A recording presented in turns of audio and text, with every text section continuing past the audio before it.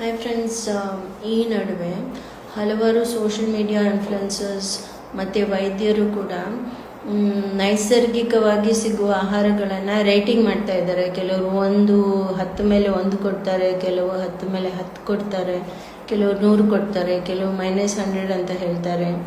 ಇದು ಒಂದು ಆಹಾರ ಬಗ್ಗೆ ದಾರಿ ತಪ್ಪಿಸುವ ಒಂದು ಕೆಲಸ ಅನಿಸ್ತಾ ಇದೆ. ಯಾಕೆಂದರೆ ನಾವು ಆ್ಯಕ್ಚುಲಿ ಸೈಂಟಿಫಿಕ್ ಆಗಿ ನೋಡಿದರೆ ಆಹಾರದಲ್ಲಿ ಒಂದು ವೈವಿಧ್ಯತೆ ಇರಬೇಕು, ಡೈವರ್ಸಿಟಿ ಇರಬೇಕು, ಬ್ಯಾಲೆನ್ಸ್ ಇರಬೇಕು. ಸೊ ಆ್ಯಂಡ್ ಒಂದು ಆಹಾರನ ನಾವು ಈ ಥರ ರೇಟಿಂಗ್ ಮಾಡಿದರೆ ತಿನ್ನೋರು ಅದನ್ನು ಬಿಟ್ಬಿಡ್ತಾರೆ, ಅಥವಾ ಕೆಲವರು ಅದನ್ನೇ ಜಾಸ್ತಿ ತಿಂತಾರೆ. ಸೊ ಡೈವರ್ಸಿಟಿನೂ ಇರಲ್ಲ, ಬ್ಯಾಲೆನ್ಸ್ ಡಯಟೂ ಇರಲ್ಲ. ಉದಾಹರಣೆಗೆ ಇವಾಗ ಮಾವಿನ ಹಣ್ಣು ಸೀಸನಲ್ಲಿ ಮಕ್ಕಳಲ್ಲಿ ವೈಟಮಿನ್ ಎ ಕೊರತೆ ಅಷ್ಟು ಇರಲ್ಲ, ಕಡಿಮೆ ಇರುತ್ತೆ. ಆ್ಯಕ್ಚುಲಿ ಅದು ತುಂಬ ಇಂಪಾರ್ಟೆಂಟ್, ಬಿಕಾಸ್ ಆ ಸೀಸನಲ್ಲಿ ಆ ಒಂದು ಹಣ್ಣು ನಾವು ಮಕ್ಕಳು ತಿಂದರೆ ಅವ್ರಿಗೆ ಆ ಹಣ್ಣಿಂದ ಸಹಾಯ ಆಗುತ್ತೆ. ಸೊ ನಾವು ಸಪೋಸ್ ಮಾವಿನ ಹಣ್ಣಿಗೆ -1 -2 ಅಂತ ರೇಟಿಂಗ್ ಕೊಟ್ಬಿಟ್ರೆ ತಿನ್ನೋರು ಬಿಟ್ಬಿಡ್ತಾರೆ.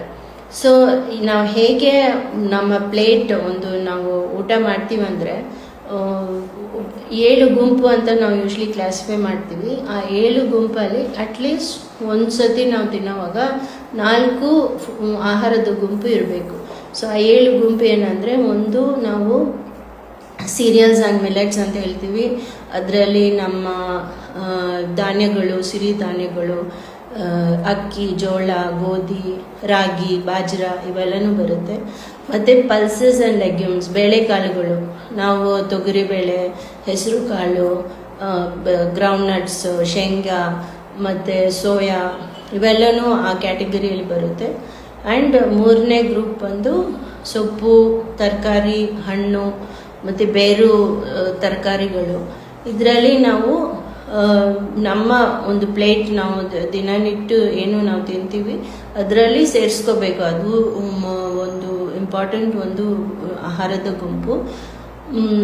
4ನೇದು ಬಂದು ಮೊಟ್ಟೆಗೆ ಒಂದು ಸಪ್ರೇಟ್ ಕ್ಯಾಟಗರಿ ಯೂಶ್ವಲಿ ಕೊಟ್ಟಿರ್ತಾರೆ, ಬಿಕಾಸ್ ಅದು ಸೇರಿಸಿದ್ರೆ ನಮ್ಮ ಡಯಟಲ್ಲಿ ತುಂಬ ಒಂಥರ ಬೆನಿಫಿಟ್ಸ್ ಬರುತ್ತೆ.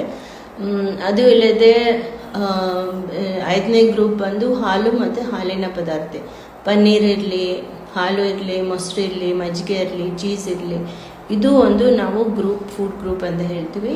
ಆ್ಯಂಡ್ ಇನ್ನೊಂದು ಇಂಪಾರ್ಟೆಂಟ್ ಗ್ರೂಪ್ ಬಂದು ಎಣ್ಣೆ ಮತ್ತು ತುಪ್ಪ, ಕೊಬ್ಬಿನಾಂಶ. ಇದು ಆ್ಯಕ್ಚುಲಿ ತುಂಬ ನಮಗೆ ಬೇಕಾಗಿರೋ ಒಂದು ಪದಾರ್ಥ. ಇದು ನಮ್ಮ ಡಯಟಲ್ಲಿ ಇರಬೇಕು. ಆ್ಯಂಡ್ 7ನೇದು ಬಂದು ನಮ್ಮ ಯಾವುದೇ ಥರ ಮಾಂಸ, ಕೋಳಿ ಇರಲಿ, ಬೀಫ್ ಇರಲಿ, ಪೋಕ್ ಇರಲಿ, ಮಟನ್ ಇರಲಿ, ಅಥವಾ ಯಾವುದೇ ಮಾಂಸ ನಾವು ಕಲ್ಚರಲ್ ಆಗಿ ಅಥವಾ ನಮಗೆ ಫೈನಾನ್ಷಿಯಲಿ ಯಾವುದು ಸಿಗುತ್ತೆ ಅದು ನಾವು ಸೇರಿಸ್ಕೋಬೋದು. ಸೊ ಈ 7 ಗ್ರೂಪಲ್ಲಿ ಅಟ್ಲೀಸ್ಟ್ 4 ಇರಬೇಕು. ಸೊ ಒಂದಿನ ಸಪೋಸ್ ನಾವು ಒಂದಿನ ಸೊಪ್ಪು ತಗೋತೀವಿ, ಇನ್ನೊಂದು ದಿನ ನಾವು ಕ್ಯಾರೆಟ್ ತಗೋತೀವಿ, ಇನ್ನೊಂದು ದಿನ ಒಂದು ಹಣ್ಣು ತಗೋತೀವಿ ಅಂದರೆ ಅದು ನಾವು ಡೈವರ್ಸಿಟಿ ಇದೆ, ವೈವಿಧ್ಯತೆ ಇದೆ ಅಂತ ಹೇಳ್ತೀವಿ. ಸೊ ಈ ಆಹಾರಗಳನ್ನ, ಅದು ನ್ಯಾಚುರಲ್ ಆಗಿ ಸಿಗೋ ಆಹಾರಗಳನ್ನ ನಾವು ರೇಟಿಂಗ್ ಮಾಡೋದು ತುಂಬ ತಪ್ಪು. ಅದನ್ನು ನಾವು ಆ ರೇಟಿಂಗ್ನ ನಾವು ಆ್ಯಕ್ಚುಲಿ ಅಕ್ಸೆಪ್ಟ್ ಮಾಡಬಾರ್ದು. ಒಂದು ಪ್ಲೇಟಲ್ಲಿ ಕಾರ್ಬೋಹೈಡ್ರೇಟ್ಸ್, ಅದು ನಾವು ಬೇರೆ ಟೈಮಲ್ಲಿ ನಾವು ಇನ್ನೂ ಸ್ವಲ್ಪ ಚರ್ಚೆ ಮಾಡ್ಬೋದು. ಕಾರ್ಬೋಹೈಡ್ರೇಟ್ಸ್ ಒಂದು 50% ನಮಗೆ ಎನರ್ಜಿ ಕೊಡಬೇಕು. ಆ್ಯಂಡ್ ಪ್ರೋಟೀನ್ಸ್ ಬಂದು ಅಟ್ಲೀಸ್ಟ್ ಒಂದು 15 to 20% ಕೊಡಬೇಕು. ಆ್ಯಂಡ್ ಕೊಬ್ಬಿನಾಂಶ, ಫ್ಯಾಟ್ಸ್ ಬಂದು ಅಟ್ಲೀಸ್ಟ್ ನಮ್ಮ ಟೋಟಲ್ ಎನರ್ಜಿಯಲ್ಲಿ ಅಟ್ಲೀಸ್ಟ್ ಒಂದು 20 to 25% ಫ್ಯಾಟ್ಸಿಂದ ಬರಬೇಕು. ಅದು ಎನರ್ಜಿ ಹೇಗೆ ಕೊಡುತ್ತೆ ಅಂದರೆ, ಕಾರ್ಬೋಹೈಡ್ರೇಟ್ಸ್ ಆ್ಯಂಡ್ ಪ್ರೋಟೀನ್ಸ್ ಬಂದು 1 ಗ್ರಾಮ್ ನಮ್ಮ ಬಾಡಿ ಡೈಜೆಸ್ಟ್ ಮಾಡಿದರೆ ಅದರಿಂದ ಒಂದು 4 ಕ್ಯಾಲರಿ ಸಿಗುತ್ತೆ. ಅದೇ ಥರ ಫ್ಯಾಟ್, 1 ಗ್ರಾಮ್ ಫ್ಯಾಟ್ ನಮ್ಮ ದೇಹ ಡೈಜೆಸ್ಟ್ ಮಾಡಿದರೆ 9 ಕ್ಯಾಲರಿ ಸಿಗುತ್ತೆ. ಸೊ ಇದು ಒಂದು ಬೇಸಿಕ್ ಮಾಹಿತಿ. ಬಟ್ ಬ್ಯಾಲೆನ್ಸ್ ಡಯಟ್ ಮತ್ತು ವೈವಿಧ್ಯತೆ ಬಗ್ಗೆ ನಾವು ಯಾವತ್ತೂ ಕಾಳಜಿ ಇಡಬೇಕು.